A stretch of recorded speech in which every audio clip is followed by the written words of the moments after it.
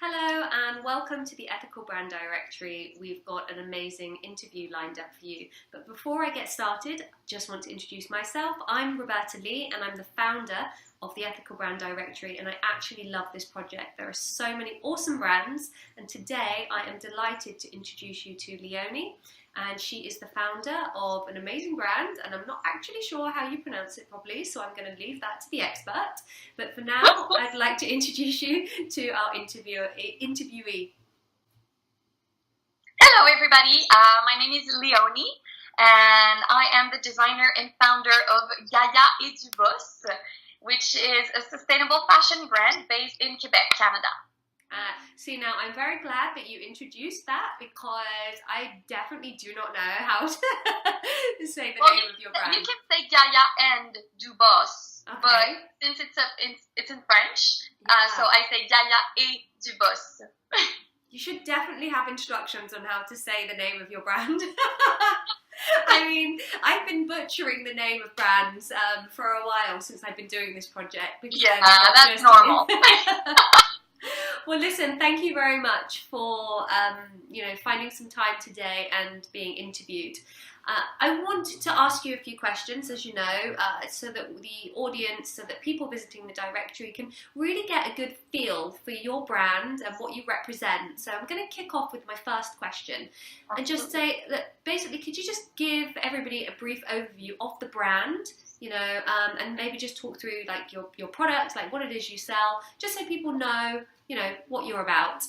Yeah, all right. So as I said, we are a sustainable fashion brand. What I didn't say is that it's for women only. So we produce, and we sell ethical, ecological, and high-end garments for women. They're all produced here in Quebec, Canada, but we'll come back to that. And we also offer virtual sewing classes. So it's actually downloadable videos that you can download directly to your computer to learn like the basics of mending, so you can repair your clothes. That's amazing, and I really truly love that. I noticed that on your website. I think it's amazing. But could you, just so that any women or any guys maybe that might be watching looking to buy gifts, what type of products do you specifically focus on? Is it a really broad range, or do you have just a small number? We only have a small number of clothes in our collection, because we offer mostly like classic, elegant garments. So it's mostly dresses and tops, and we have like one coat in the collection that's offered in two colors, so two coats, jackets. We only have one pair of pants, so it's mostly dresses and tops. And they're very comfortable and elegant and classic, so you can mix and match. Amazing. Well, thank you very much for that overview of what your brand is about and the type of products that you create and sell for women. So the next question I have for you, Leonie, is what are the three most important things that you want people to remember about your brand? Like, what should people know and remember? Yeah, well, the first thing I'd say would be that our products are truly and genuinely ecological. Okay. So it's not like greenwashing. It's not like, it's natural cotton or natural something, so it's eco. No, we have certifications for organic products or recycled content. And since our clothes are high quality and classic, they're also ecological in that sense, so they can last long. Okay. So that's the first thing I'd say. Truly sustainable and ecological. Yeah, definitely. So it's not greenwashing. It's not like, it's eco because it's natural, or it's eco because some reason. It's proven, it's certified. Amazing. And we do a lot of research for all the materials that we use. And I actually do some academic research to know really what fibers are eco, what processes are eco. Oh, amazing. So yeah, we put a lot of time in that. Okay. So what's the second thing? Yeah, second thing is that it's all made here by hand. So all handmade in Quebec City, in the province of Quebec in Canada, by two highly skilled seamstresses that work with me. So it's all super ethical. We're a small team. Wow. We're having fun, and we put a lot of love and devotion into our products. So everything is 100% ethical. Amazing. And the third thing I'd say is that we really take into account the customers. So for us, it's very important, first of all, to create with them. So we do a lot of surveys and we ask for a lot of feedback about the collection and everything, both with the people who do buy and the people who don't buy, so we can get a lot of feedback and get better. And also we offer a 120-day return policy. So people have 4 months to decide whether they like the garment or not and to exchange it for free or return it. And right now, for a limited time, we even offer 105% money back warranty. Wow. So if you're not satisfied with the product, we even give you more money. So this is how much we believe in the quality and, how much we believe in our products at large. So, yeah. Okay, well, that's amazing. I mean, you can't argue with that, can you? Yeah, no. Okay, so look, I'm literally fascinated by the information you're sharing, and I actually think that this is the kind of stuff that you don't naturally perhaps read and gravitate to if you're just browsing a brand or a product, if you're kind of new to ethics and sustainability. So hearing the words coming from the founder's mouth, somebody is actually involved in the process, it's very powerful. So thank you for sharing. You're welcome. I do have another question for you. So question number 3 is, I would love to know your why. Like, what inspired you to set up this business? So many reasons. First of all, there are 2 sides. So ever since I was a little girl, I was always like the eco person, you know, who wants to recycle everything and compost and carpool and, you know, everything. So I'm the green eco girl. Okay. And then I remember when I was 12, the first day I sat at my desk in school, so in high school. We have a different system here, I think. But anyway, I was 12. And the teacher asked what we wanted to do later in life. And I said, hi, I'm Leonie. I want to be a fashion designer. So I always knew that I wanted to become an entrepreneur in fashion design. And I was, you know, the eco girl. So at first, I did not really realize that I could mix both. I thought maybe eco fashion was too, you know, all the stereotypes that we can have about sustainable fashion. But later on, I realized, I can mix them and make like beautiful and meaningful products. So this is just why I decided that I wanted to create a brand that combined ethics and environment and beauty, you know, aesthetics. Yeah. Yes. It's a really interesting point, because people do have this perception of ethical fashion as being hemp and hippie.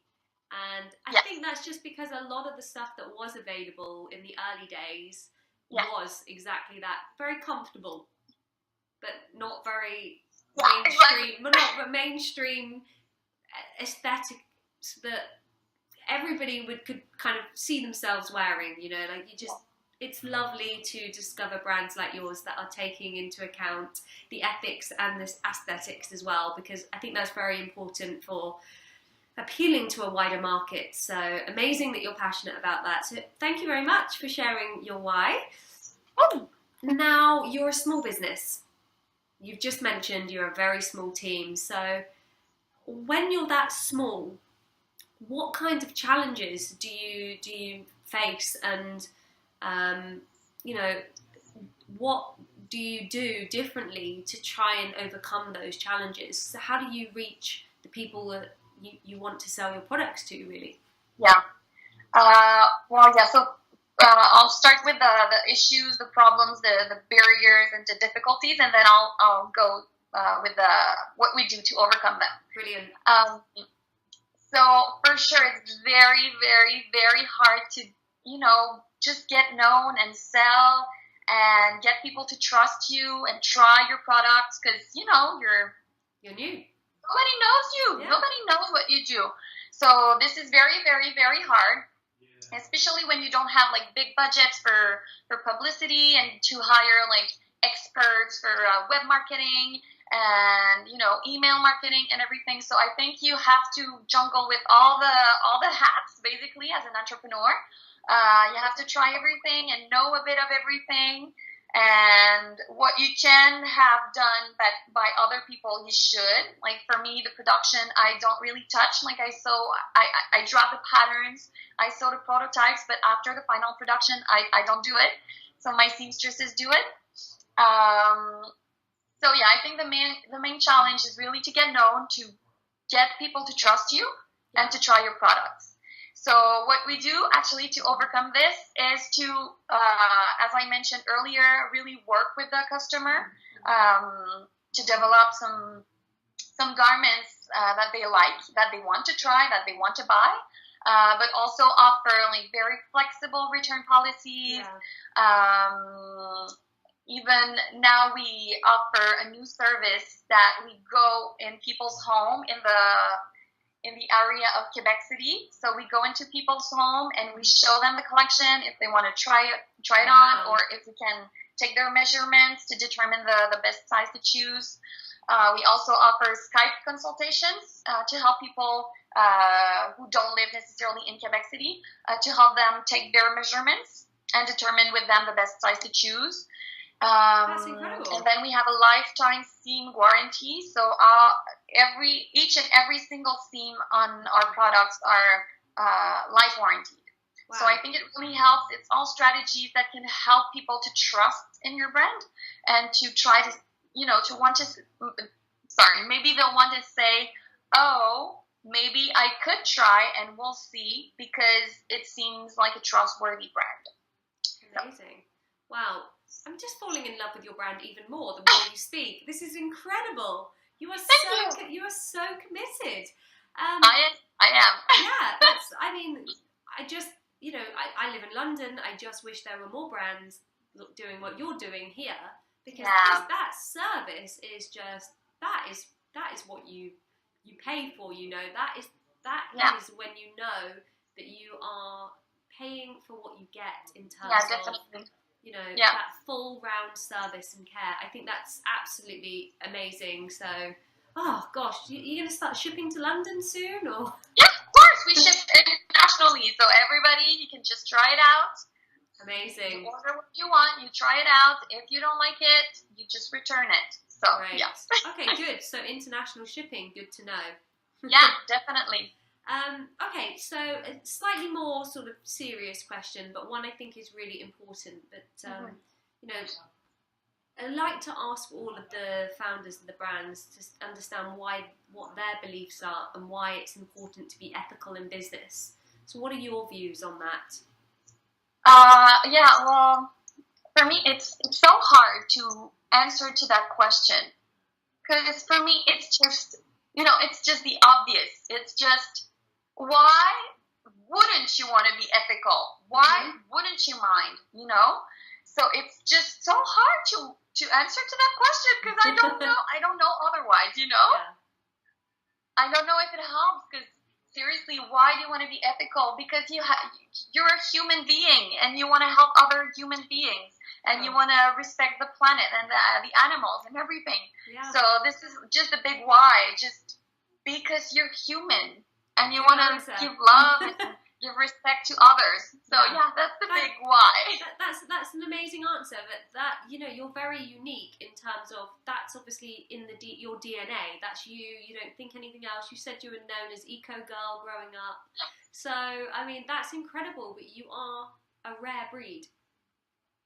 Yeah, I guess so. You are, and I basically think that you're a shining example to people, to that this should just be the way. Why wouldn't you want to make sure everything you do in your business is ethical, is kind, you respect people, that you're kind to the environment, that there's no cruelty to animals, that all of your processes and all of the things that you do is ethical, from the concept right through to the delivery. And I think that's amazing that is just what you do, and obviously you are the brand. So as I say, a shining example. So thank you for doing that. We just need more brands to to do this, you know. And as much as I love supporting small, independent, ethical brands, you know, I do feel that it's the big brands that have the responsibility to actually do more. But so anyway, look, let's not talk about big brands because we're talking about the independent brands. We're talking about you and your brand. So look, what steps are you taking specifically for an audience, you know, people that are not like you and I, that aren't thinking about ethics isn't second nature. You know, lots of people are just on autopilot, not even thinking about the consequence of their actions. And not in a horrible way, but that's just life, right? People don't know what they don't know. Exactly. They just don't. Yeah. So true. So look, what steps are you taking if you can explain to somebody that doesn't, you know, have the same background as you, that is coming into it blind, and what steps are you taking in your business to make sure that your brand is operating ethically and sustainable so they can understand what that means? Yeah, definitely. Well, first, I'll just answer to the kind of first part of your question about what I do to with people who don't know or who simply don't have the knowledge. Is that through our blog, we educate consumers, like from A to Z, all the processes in the fashion industry, all the problems, all the good and bad fibers. So everything you need to know about the fashion industry, we have it either on our blog through videos and articles or through ebooks that you can download. Amazing. So that way people can be informed and they can get the knowledge about the fashion industry. Right. And then what we do as a brand to ensure that everything is ethical, well, first of all, for the production part, it's very easy. I just hire very good seamstresses and we work together and I pay them well and they have some like very nice working conditions. So that's really not a problem. It's rather like for the materials that we use. So it's very, very, very hard to find some fair trade certifications on textiles because the industry is just all over the place. So it can be like the cotton can be harvested somewhere, but then it can be woven somewhere, and then it can be, you know, dyed somewhere else. So it's very, very hard to trace where it's been made, where it's grown and everything. Sure. So ethical certifications in the textile industry is very hard. They're very hard to find. So what I do instead is that I try to ensure that the plant or the manufacturer has some good working conditions. So either they have like some other kinds of certification, like ISO 9000 for like high quality management and everything. So there's like a hint that the manufacturer is doing well. Then the silk that we buy, so this is certified organic silk. So the plant, the manufacturer is regularly inspected by the Fair Wear Foundation. So it's not certified, but they ensure through inspections that they have some good working conditions, you know, the people who work there.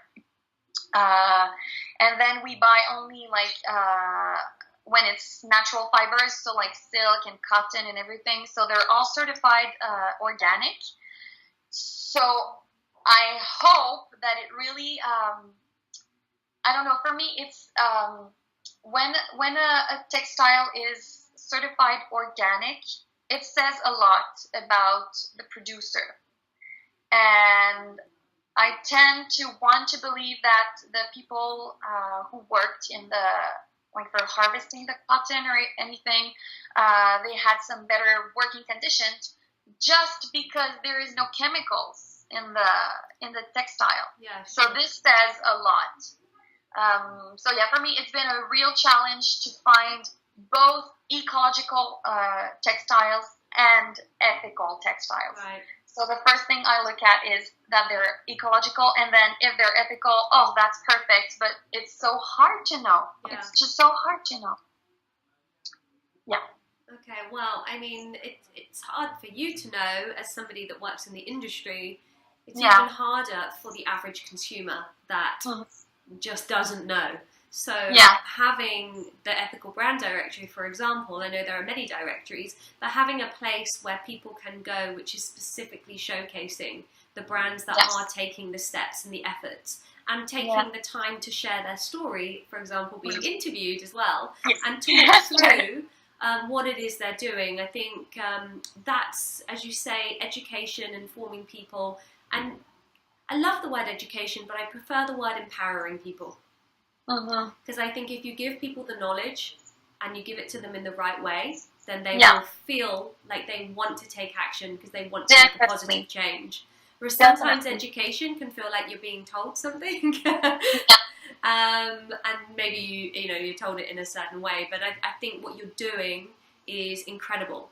So again, you're just getting more ticks and more ticks in my boxes. So this is why these interviews are amazing, because you really get to learn about the brand and the people behind it. Yeah. You just don't get everything that you've shared with me today so far from glancing through a website. You just can't get that, and you don't get the personality as well. So again, this is why I really think that these interviews are going to be really impactful and help you as well connect with more people that are interested in your products. So last question for you, Leonie. The big one. The big one.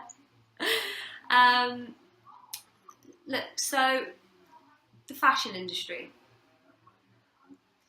Where do you think, or where would you like to see the fashion industry in 10 years from now? What's your view on, and how would you think that progress is going to be made in 10 years? Yeah. So I guess you can see me coming. I really, really, really, really hope that in 10 years, it's just going to be a given that fashion is ethical and ecological. I hope it's just going to be, it could not be some other way. It is. Everybody has some good working conditions. All the fibers are eco. So I really hope it becomes that way. 10 years may be a bit short to reach that goal. Yeah. But it's just my vision. I really hope it's going to get there.